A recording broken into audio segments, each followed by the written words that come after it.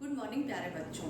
आज मैं क्लास 8 के लिए साइंस का चैप्टर लेके आई हूँ। विज्ञान एवं तकनीकी के क्षेत्र में क्या विकास हुआ है उसके बारे में। इस चैप्टर के बारे में पढ़ने से पहले मैं आप सबको एक बात बताना चाहती हूँ जो कि बहुत ज़रूरी है। आप सब जानते हैं कि हम इस समय कोरोना नामक महामारी से जूझ रहे हैं। इससे बचने के लिए हमारी सरकार ने एक ऐप लॉन्च किया है जिसका नाम है आरोग्य सेतु ऐप। इस ऐप को हम सब लोगों को डाउनलोड करना बहुत ज़रूरी है। यह ऐप हमें कोरोना संक्रमित व्यक्ति के संपर्क में आए हैं या नहीं आए हैं उसके बारे में बताता है। यह ऐप तकरीबन 6.5 करोड़ लोगों द्वारा डाउनलोड किया जा चुका है और जितने ज़्यादा लोग इसको डाउनलोड करेंगे उतना ज़्यादा हम कोरोना संक्रमित व्यक्ति के संपर्क में आने से बचेंगे। यह ऐप ब्लूटूथ डिवाइस के रिकॉग्निशन पे काम करता है। इस ऐप को आप प्ले स्टोर से डाउनलोड कर सकते हैं। ये एंड्रॉयड और आईफोन दोनों पर उपलब्ध है। इस ऐप को डाउनलोड करने के लिए आपको प्ले स्टोर में जाकर आरोग्य सेतु टाइप करना है और इस ऐप को डाउनलोड कर लेना है। इसको डाउनलोड ये सब कई सारी भाषाओं में उपलब्ध है। जैसे ही आप इसे डाउनलोड करेंगे यह आपसे 2-3 चीज़ें मांगेगा। आपके लोकेशन के लिए मांगेगा, आपका नंबर मांगेगा और आपको उसमें रजिस्टर करना है। मोबाइल नंबर जैसे ही आप डालेंगे उस पर एक OTP आएगा और फिर आप इस ऐप से जुड़ जाओगे। इस ऐप को आपने डाउनलोड कर लिया। अब इसके फ़ायदे भी जान लीजिए। जैसे मान लीजिए आप बाज़ार में जाते हो या कहीं ट्रैवल करते हो, नहीं चाहते हुए भी आपको या आपके माता पिता को बाहर जाना पड़ता है तो वह मोबाइल साथ में ले जाते हैं। चूँकि यह ब्लूटूथ ऑन है, ब्लूटूथ का रेडियस 10 मीटर तक होता है तो ये आपको कोई व्यक्ति आपसे कितनी दूरी पर है संक्रमित उसके बारे में बताएगा। तो जैसे ही वो व्यक्ति आपके इस रेडियस में आएगा आपके ब्लूटूथ के, आपको यह बता देगा कि आप ऐसे व्यक्ति के संपर्क में आ चुके हो या आपको दूर जाना है। उसके साथ ही ये ऐप ये भी बताता है कि बचने के उपाय क्या क्या हैं आपको। दूसरी चीज़ एक, अगर आप मधुमेह या हाइपरटेंशन, ब्लड प्रेशर या किसी और अन्य बीमारी से ग्रसित हैं तो आपके कोरोना से रोग से ग्रसित होने की संभावनाएं कितनी है यह भी बताएगा। और यह आपसे पिछले 14 दिन में की गई यात्राओं के बारे में भी पूछेगा और फिर आपको बताएगा कि आपके कितने चांसेस हैं कि आप कोरोना से संक्रमित हुए हो या नहीं। ये सारा जानकारी इसलिए है ताकि आप सब लोग आरोग्य सेतु ऐप डाउनलोड करें और अपने आसपास और सभी लोगों को आरोग्य सेतु ऐप डाउनलोड करने के लिए प्रेरित करें। धन्यवाद। आज का हमारा चैप्टर है विज्ञान एवं तकनीकी के क्षेत्र में नवीनतम प्रगति। विज्ञान एवं तकनीकी के क्षेत्र में मतलब विज्ञान में क्या क्या तरक्की हुई है और तकनीक में क्या क्या तरक्की हुई है। किस चीज़ में तरक्की? हमारे चारों तरफ जो कुछ भी आप देख रहे हैं वो टेक्नोलॉजी और साइंस की वजह से ही है। यानी विज्ञान यानी साइंस, तकनीकी यानी टेक्नोलॉजी।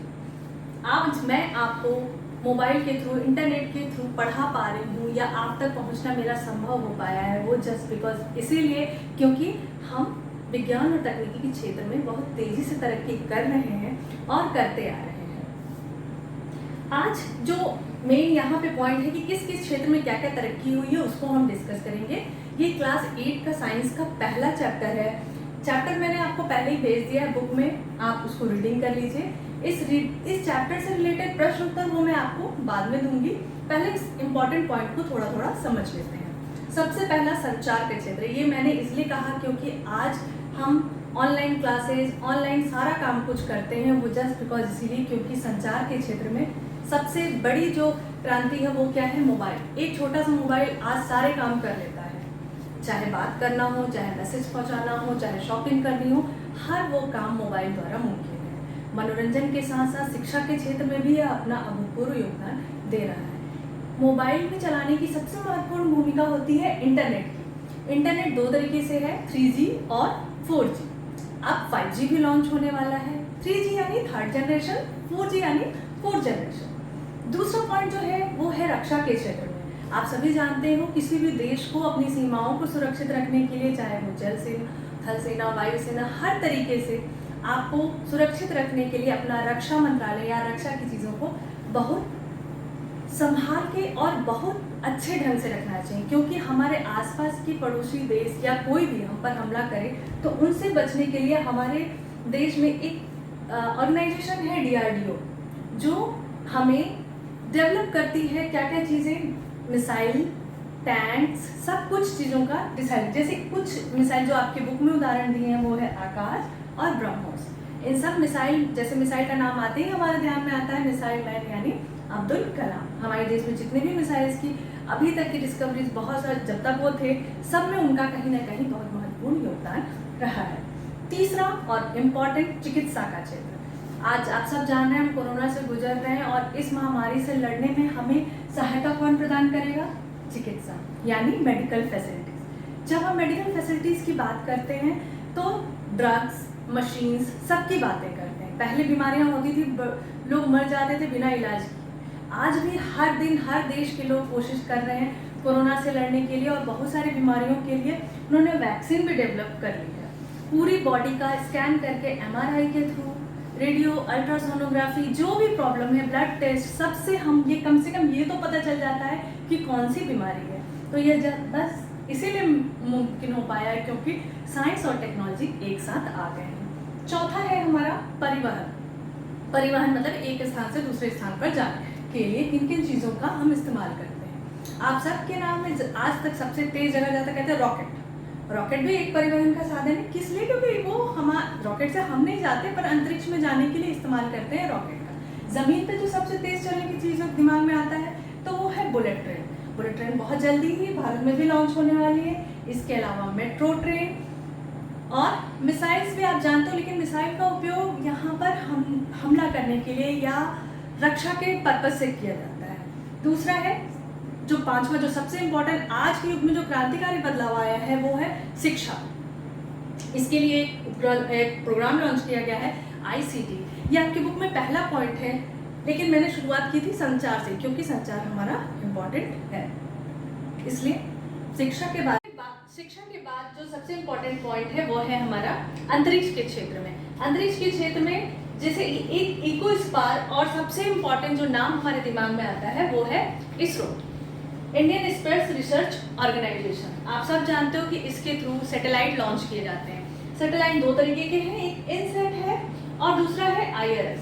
इनसैट के द्वारा हम मौसम के बारे में जानकारी प्राप्त करते हैं और IRS जो है वो प्राकृतिक संपदाएं कहाँ पर है, कहाँ पे कौन सी धातु पाई जा रही है या कहाँ पे कौन सी चीज हो रही है, ऐसे सैटेलाइट का लॉन्च IRS के थ्रू किया जाता है।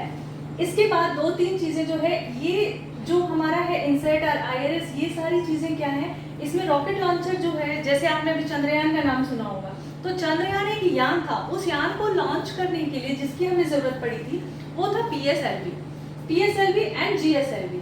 PSLV क्या है? ये अंतरिक्ष में जो भी हम काम कर रहे हैं, चंद्रमा से रिलेटेड, मंगल से रिलेटेड जो भी कार्य कर रहे हैं उससे संबंधित चीजों को लेके जाता है। और दूसरा GSLV क्या है? वो हमारी भूमि पर स्थित जो भी चीजें हैं उनके बारे में बताता है। GSLV द्वारा एक बहुत ही इंपॉर्टेंट जो कि सिर्फ और सिर्फ शिक्षा के क्षेत्र में जागृत है वो है A to Z सैटेलाइट, जो सिर्फ और सिर्फ पढ़ाई से संबंधित चीजों के लिए काम करती है। सातवां है कृषि। आप सब जानते हैं पहले के जमाने में हम फावड़ा, कुदाल, इन सब वो चीजों का उपयोग करते थे। आज बहुत क्रांतिकारी बदलाव आया है। पंत यूनिवर्सिटी जैसे बहुत इंपॉर्टेंट कृषि यूनिवर्सिटीज हैं। इसके अलावा बहुत सारी एग्रीकल्चर से रिलेटेड यूनिवर्सिटीज हैं जो बीजों को बहुत ही उन्नत किस्म का बनाने का प्रयास कर रही हैं और साथ ही बहुत सारी मशीनें ऐसी बना रही हैं जिससे कि हम कृषि में बहुत सी सहायता मिल सके। कम पानी में उर्वरा शक्ति बढ़ाने के लिए नई नई टेक्नोलॉजी का इजाद किया जा रहा है। फिर है आपका विनिर्माण। यहाँ पर विनिर्माण का मतलब ये है कि कच्चे माल से कुछ ऐसी चीजें बनाई जाना जो कि फैक्ट्री या उद्योग धंधों का रूप ले सके, उसमें भी इसका इस्तेमाल होता है। फिर है इंडस्ट्री सब तो आप जानते हो, कल कारखाने, इन सब के बारे में जिसमें डेवलपमेंट किया जाए वो सारी इंडस्ट्रीज हैं, जैसे कपड़े की है, इलेक्ट्रॉनिक सामानों की है, इन सब की इंडस्ट्री होती है। उसके बाद है 10वां एनर्जी। ये यहाँ पे इम्पोर्टेंट है, इस चैप्टर को हम आगे भी पढ़ेंगे, पर यहाँ पे एनर्जी के क्षेत्र में पहले हमारे एनर्जी के नाम पे पेट्रोल, डीजल, इन सब चीज़ों का नाम आता था, पर अब टेक्नोलॉजी इतनी डेवलप हो गई है कि पानी, हवा, इन सब से बिजली प्राप्त की जाती है। लास्ट है हमारा व्यापार और वाणिज्य। लास्ट से जरा सा पहले का है। ये आपको व्यापार में आजकल बिजनेसमैन अपने अपने छोटे छोटे बिजनेस को भी इंटरनेट या तकनीकी के माध्यम से आगे बढ़ा रहे हैं। फिर ई-कॉमर्स यानी पेमेंट के लिए आप सब जानते हो ATM कार्ड का यूज़ करते हो या ऑनलाइन ये सब हमारा आता है वाणिज्य में। सबसे लास्ट पॉइंट जो है वो है ई गवर्नेंस। ई गवर्नेंस मतलब सरकार द्वारा किए गए प्रयास जिसमें टेक्नोलॉजी का इस्तेमाल हो, जैसे अभी आप आरोग्य सेतु देख रहे हो, और भी बहुत सारी चीज़ें हैं जैसे पोलियो के लिए है, इन सब के लिए जो ऐप लॉन्च की जाती है, जैसे टेक इंडिया है, भारत मिशन है, जो भी बहुत सारे प्रयास किए जा रहे हैं वो सब ई गवर्नेंस के अंतर्गत आते हैं। इसमें आधार कार्ड बनवाने के लिए आधार सेंटर पे जाना, ये सारी चीज़ें जो सरकार द्वारा टेक्नोलॉजी की सुविधाएं हमें मुहैया कराती है वो ई गवर्नेंस में होती है। तो ये था हमारा टेक्नोलॉजी और साइंस में डेवलपमेंट। धन्यवाद बच्चों।